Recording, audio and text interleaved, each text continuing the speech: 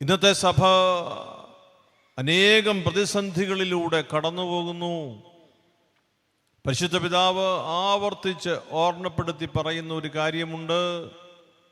മാറിക്കൊണ്ടിരിക്കുന്ന ലോകത്ത് മനുഷ്യന്റെ മഹത്വം നഷ്ടപ്പെടാതെ ഇരിക്കാൻ ജാഗ്രത വേണം. പരിശുദ്ധ പിതാവിൻ്റെ ചാക്രിക ലേഖനത്തിൽ ഊന്നിപ്പറയുന്ന സത്യം, വർദ്ധിതമായ വിജ്ഞാനം, സ്വയാർജിതമായ ജ്ഞാനം,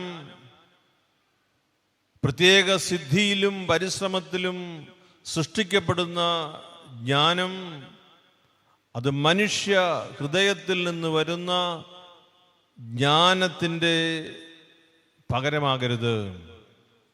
മനുഷ്യനെ സ്പർശിക്കുവാൻ ഈ ജ്ഞാനത്തിന് മാത്രമേ കഴിയൂ.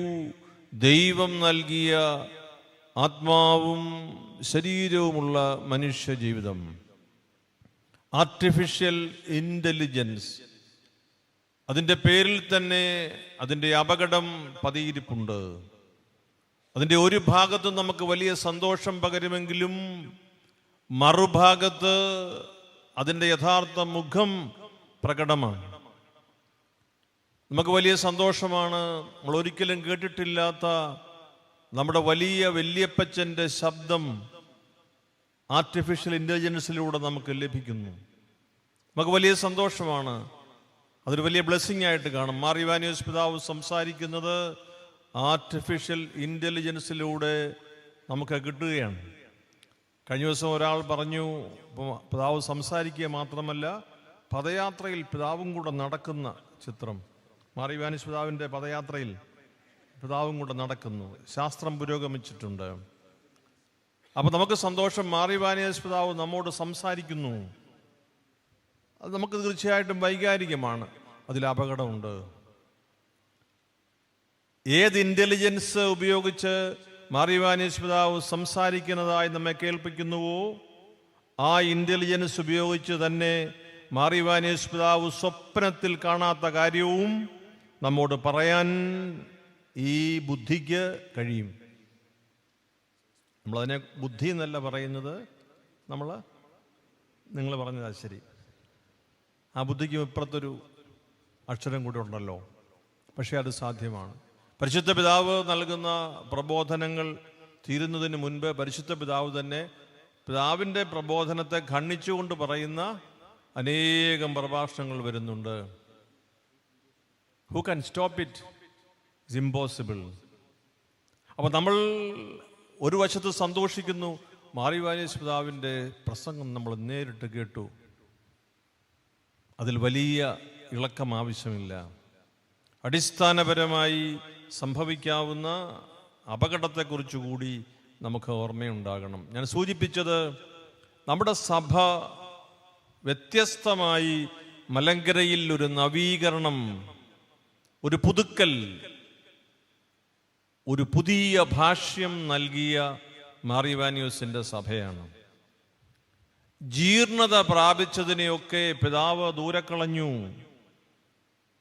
അധികാരത്തെ ചൊല്ലിയുള്ള വടംവലി, പണം, വ്യവഹാരം, വസ്തുവകകൾ, ഇതെല്ലാം വലിയ ഘടകമായി കരുതപ്പെട്ടിരുന്ന ഒരു കാലത്ത് ഈ മനുഷ്യൻ ഉപയോഗിച്ചിരുന്ന മൺചട്ടി പോലും വേണ്ടെന്ന് വെച്ച് മലയിറങ്ങി വന്ന താപസനാണ്. And the history has brought a new person to the history of the entire Malankara Church. ഈ മനുഷ്യൻ സാഷ്ടാംഗം പ്രണമിച്ച് കുറിയേലായിസോൻ എന്ന് ചൊല്ലിയെങ്കിൽ അതിൽ ഹൃദയമിടിപ്പും കണ്ണുനീരും ഒരു ജനവും കൂടെയുണ്ട്. ഒറാൻ എസ്രാഹാം അലൈൻ, Lord have mercy on us. ഈ കുമ്പിടിൽ അർത്ഥവത്തായതും ജീവനുള്ളതും അത് പരിവർത്തനത്തിന് ഹേതുവാകുന്നതുമായ അനുഷ്ഠാനമാണ്. ശരീരത്തിന് മാത്രം പുഷപ്പെടുക്കുന്ന മനോഗതിയിൽ നാം കാണുമ്പോൾ പുഷപ്പിൻ്റെ ഇഫക്റ്റ് അതിൽ വരുന്നുള്ളൂ. ജീവിതത്തിൻ്റെ അർത്ഥവത്തായ ചില കണ്ണികൾ നമുക്ക് നഷ്ടപ്പെടുവാൻ പാടില്ല.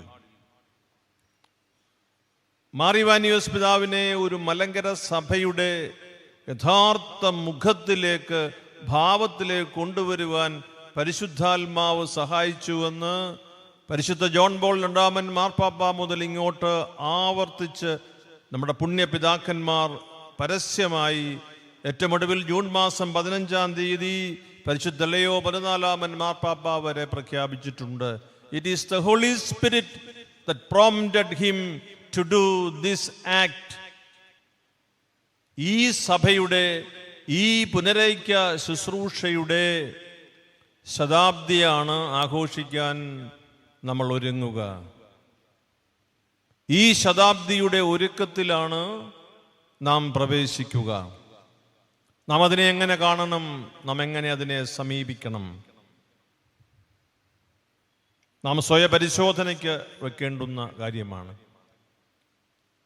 There could be a temptation for us in the form of comparison. We try to compare the glory what we have with the other bigger realities,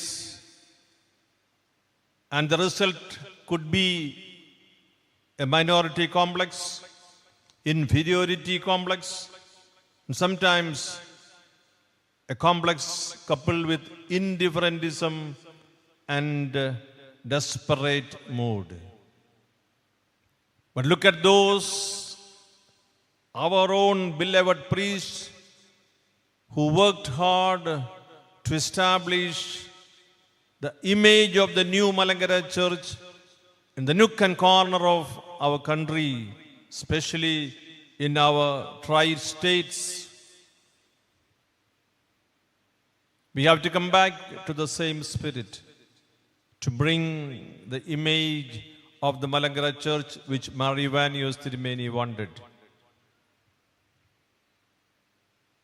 Celebrations with pomp, celebrations spending incredible amount of our wealth without using it properly for the care of the lowly ones will be treated as a crime, a mortal sin.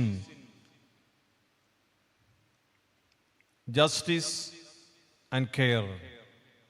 That is the commitment we are about to take for the next phase of preparing ourselves for the centenary. Not for 1 year, for the entire life. പ്രിയപ്പെട്ട അച്ഛന്മാരെ, sisters, സ്നേഹമുള്ള മാതാപിതാക്കളെ, അഭിനന്ദ പിതാക്കന്മാരെ, നമ്മുടെ സഭ ഈ പുതിയ ഒരുക്കത്തിൻ്റെ കാലത്തായിരിക്കുമ്പോൾ നിസ്സംഗത എന്ന അതിമാരകമായ പാപം നമ്മെ സ്പർശിക്കാതെ ഇരിക്കാൻ നാം ശ്രദ്ധയോടുകൂടി മുൻപോട്ട് നീങ്ങണം. നിസ്സംഗത, ഇൻഡിഫറൻറ്റിസം is a sin against the Holy Spirit. ഇത്രയും വാരിക്കോരി തന്നിട്ട് ഒരു ഭാവവ്യത്യാസവും ഇല്ലാതെ നാം വ്യാപരിക്കുന്നെങ്കിൽ സുവിശേഷത്തിൽ പരാമർശിച്ചിരിക്കുന്ന പരിശുദ്ധാത്മാവിനെതിരായ പാപത്തിലല്ലാതെ ഏത് ഗണത്തിലാണ് ഇത് പെടുക? It's a sin against the Spirit, because the Spirit has brought us vigor and vitality which nobody even thought of. നമുക്ക് ഒരുമിച്ച് പ്രാർത്ഥനയോടുകൂടി മുൻപോട്ട് നീങ്ങാം. ദൈവം നമ്മുടെ സഭയെ ശക്തിയുള്ളതാക്കട്ടെ.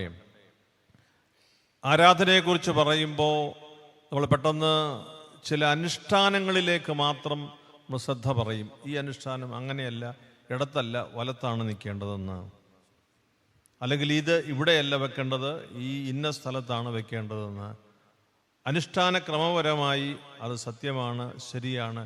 there should be a fixed place. പക്ഷെ നീ എവിടെ നിൽക്കുന്നു എന്നതാണ് ഏറ്റവും പ്രധാനം. നീ എവിടെ നിൽക്കുന്നു എന്നതാണ് പ്രധാനം. നീ കർത്താവേ യേശു മിശിഹായുടെ സ്ഥാനത്ത് നിന്നുകൊണ്ട് ഈ കൂദാശ പരികർമ്മം ചെയ്യുകയാണ്. അപ്പവും വീഞ്ഞും തയ്യാറാക്കുകയാണ്. നിന്റെ ജനത്തിനു വേണ്ടി ബലിയർപ്പിക്കാൻ നീ നിന്നെ തന്നെ മുറിക്കുകയാണ്. ഇതിനേക്കാൾ വലിയ റൂബ്രിക്സ് മറ്റതല്ല. ഭക്തിയോടെ അനുഷ്ഠിക്കുകയും അർത്ഥവത്തായി അതിനെ വ്യാഖ്യാനം ചെയ്യുകയും ഹൃദയസ്പർശിയായി അനുഭവവേദ്യമാക്കുകയും ചെയ്യുന്ന കാര്യത്തിൽ വിട്ടുവീഴ്ച പാടില്ല. പക്ഷേ അതിന് മുകളിലായി നീ ഉണ്ടാകണം. And where do you stand? With what disposition you stand before the merciful God? സഭ ഒന്നായി മുന്നേറുമ്പോൾ പലപ്പോഴും പറയും, നമുക്ക് എല്ലായിടത്തും ഒരുപോലെ ചെയ്യണം. ഒരുപോലെ ചെയ്യണമെങ്കിൽ ഒരേ മനസ്സോടെ ഒരു സഭയായി നാം വ്യാപരിക്കണം. ഒരു സഭയായി വ്യാപരിക്കുമ്പോൾ സഭ നിർദ്ദേശിക്കുന്ന കാര്യങ്ങൾക്ക് ഒരുമയോടെ, അനുസരണയോടെയും ഒരുമയോടെ ശ്രദ്ധയോടെയും ചെയ്യുന്നതിന് കഴിയും. ഒരുപക്ഷെ എൻ്റെ സഭയിലെ 85% വൈദികരേക്കാൾ എനിക്ക് അല്പം ബുദ്ധി കൂടുതൽ കാണും. That doesn't matter. എത്രയോ മനുഷ്യരങ്ങനെ അവകാശപ്പെട്ടിട്ടുണ്ട്. പക്ഷേ 85% വൈദികരോടും അനുസരണയോടെ സഭയുടെ ഒരു നിർദ്ദേശം പാലിക്കുമ്പോൾ അതിനേക്കാൾ ബൗദ്ധിക ഭാവത്തിലേക്ക് നമ്മൾ പ്രവേശിക്കേണ്ടതില്ല. അതിലേക്ക് ചേർന്ന് നിന്ന് പോവുകയാണ്. We shall correct it together as A church. ചിലപ്പോൾ സങ്കടത്തോടുകൂടി കാണുന്ന ഒരു കാര്യം, സഭയുടെ പൊതുവായ നിർദ്ദേശങ്ങൾ മാനിക്കാതെ നമുക്ക് വ്യക്തിപരമായി ഇഷ്ടപ്പെട്ട ചില കാര്യങ്ങളിലെ സംതൃപ്തിയാണ്. അത് ത്രോണോസിൽ ചെന്ന് മുത്തുമ്പോൾ ത്രോണോസിൻ്റെ അടിയിലെ വിരിയിൽ ചില കാര്യങ്ങളൊക്കെ നമ്മുടെ കയ്യിൽ ഉടക്കും. അപ്പോഴാണ് അറിയുന്നത് അനുവദിക്കപ്പെട്ടതല്ലാത്തത് കൊണ്ട് നമ്മൾ ചെന്നത് പ്രമാണിച്ച് തുണിയുടെ അടിയിൽ വെച്ചിരിക്കുന്നതാണ്. എന്താണെന്ന് നിങ്ങൾക്ക് സംശയം കാണും. സംശയം അങ്ങനെ നിൽക്കട്ടെ.